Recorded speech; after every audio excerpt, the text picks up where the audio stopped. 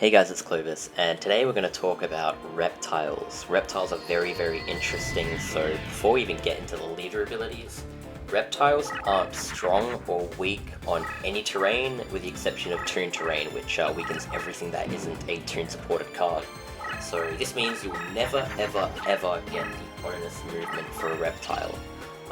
Now that seems pretty weak, which, you're right, it is, but these guys have a really cool card called Serpent Marauder, which is essentially the backbone of this deck. The whole idea of the, neutralizing support. It's a very, anti-meta deck if you think about it.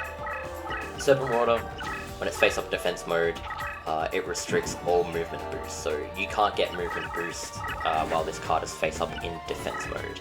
I gotta say, if I had to play against this card, I would be very, very annoyed, very pissed off. Obviously, movement advantage in this game is extreme, it's one of the best things in the game, so flipping up Serpent Marauder and face-up defense really makes things difficult for the opponents, while they do not detriment the deck, the reptile deck whatsoever. I mean, you could argue it's one of your 5 monsters that's face-up on the field in defense mode, but you don't need 5 monsters to overwhelm the opponent, you can still do it with 4. So that's why you have, a card like Serpent Marauder to really just ruin your opponent's day. It's really cool. If you use this against the AI, they don't know. If their card is on the positive terrain and it's 2 spaces from your deck leader or the monster they want to attack, they'll flip it up and move it as if they can attack, but then they'll just put it on the tile next to them without finishing the second move because, yeah, the AI is stupid, obviously. Let's go back to Sinister Serpent. As I'll talk about the effect here. When Sinister Serpent dies, it reduces the opponent's summoning power to 0 when destroyed in battle. That's actually a very devastating effect, but a lot of the AI are actually, sussed out to play around summoning level. A lot of them have some low level stuff or just spells or traps they can play if that happens. So Sinister Serpent, I think, is kind of inconsequential for the enemy in this game, particularly. The AI suck anyways. I don't think attacking with Sinister Serpent is going to do you more than just attacking them with something that has high damage, so it's up to you if you want to use that card. You can always use this for, low level if you want. I mean, it has the direct damage halved, so, that's not too bad, but these guys actually have, really, fleshed out abilities, including increased strength for same type friendlies and weaken specific enemy type, which does scale based on your level, so you probably want a higher level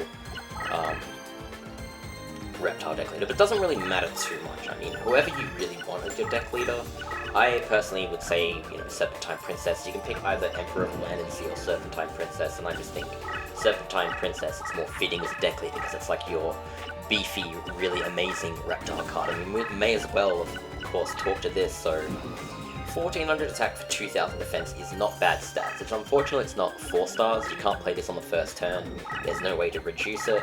So you're going to have to play this card on your second turn. The first one you play will have to be on your second turn. But it's a good card. It's really, really worth 5 stars in my opinion. Your own reptile monsters are strengthened by 900 when this card's flipped face up. That's huge. That's one of the biggest, boosts in the game.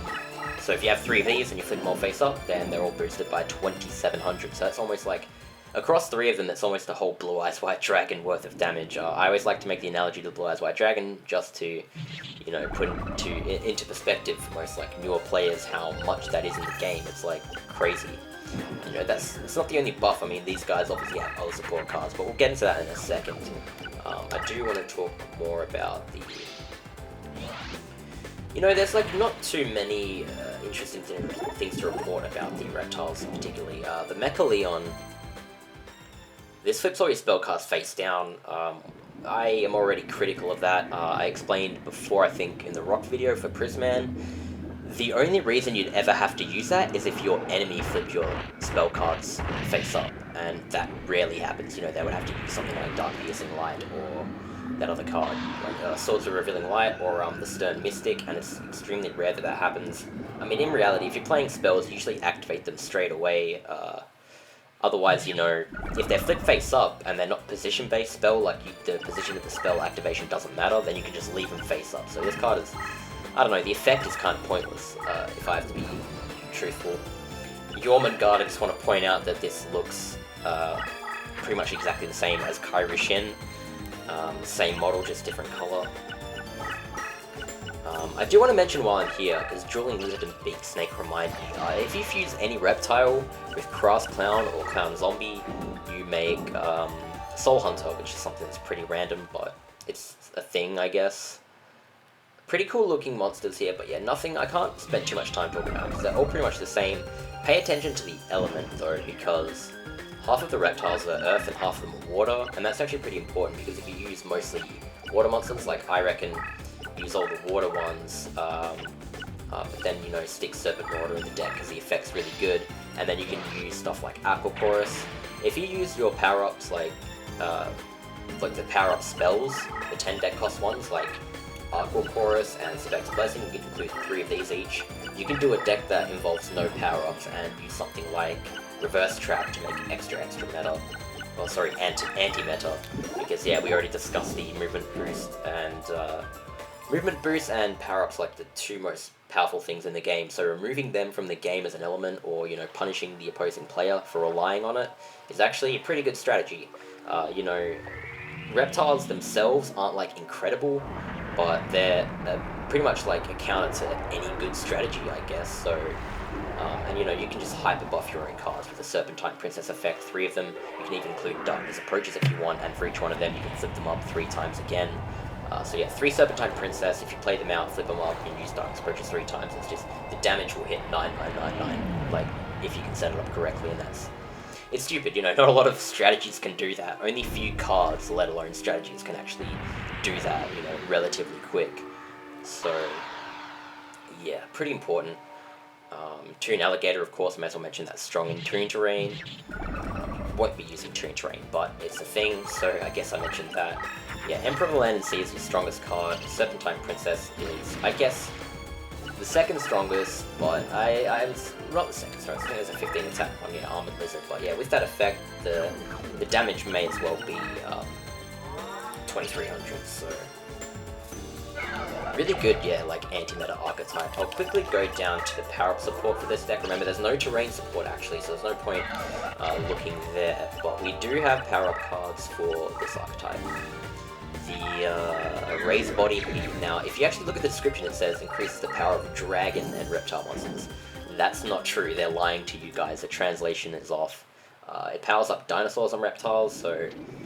If you stick this in your deck, you can actually include, like, stuff like Brachiosaurus, you know, because that's also water, so you can even include, you know, Power of Kaishin, 3 Power of Kaishin, and 3 Raised Body Heat if you want. Otherwise, as I mentioned before, you can do, like, Reverse Trap and just not use equips. Or, you know, even Reverse Trap and use Megamorph, and if you play Reverse Trap before you use Megamorph, you can put Megamorph's face down and let the enemy monsters attack that. That's always a thing. And here we go, Sebek's Blessing and Aqua Chorus. So Sebek's Blessing powers up all your reptiles by 600 when you activate it, and Aqua Chorus powers up all water monsters by 600 when you activate it. The really cool interaction with this and having Serpent Marauder, right, is Serpent Marauder is 1200 attack if it's near your deck leader. So if you start activating Aqua Choruses, you power up all of your stuff, but you don't power up Serpent Marauder. But it's fine, because not only will you not be attacking with Serpent Marauder, but also, if you have Serpent Marauder on, like, Crush terrain, you know, to try and protect it from stronger monsters killing it, then you don't have to worry about this going over that threshold. So don't stick equips on this, don't power it up or anything, you know, just use your Aqua Choruses. But in saying that, you know, it will inevitably get powered up if you're using Sebek's Blessing and Serpentine Princess, so yeah, just keep that in mind. Apart from that, there's honestly really not that much to report about these guys. I mean, you can see in the gameplay footage, like, a lot of their,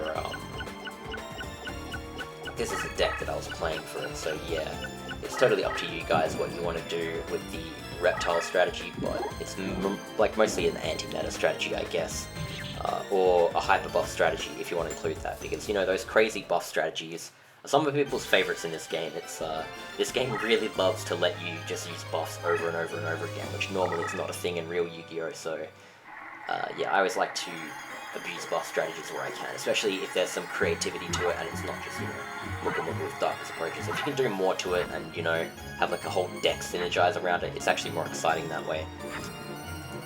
Also, I forgot to clarify the leader abilities, so I'm actually just quickly doing that now.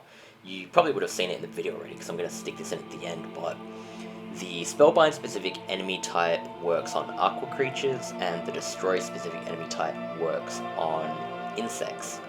I don't actually know the weakest specific enemy type, I apologize, but I don't know, I feel like weakened specific enemy type is one of the weakest leader abilities in the game. So yeah, that's that. I'll let you guys figure out what it is. It's probably something stupid like, I don't know, fish or something irrelevant. So yeah. But anyways guys, I hope you enjoyed this short little video on talking about reptiles, and all the passwords will be in the description. If they're not there, then, you know, yell at me and I'll put them in there, 'cause sometimes I forget. Yeah, I hope you guys enjoyed the video, and I'll see you in the next one. Bye bye.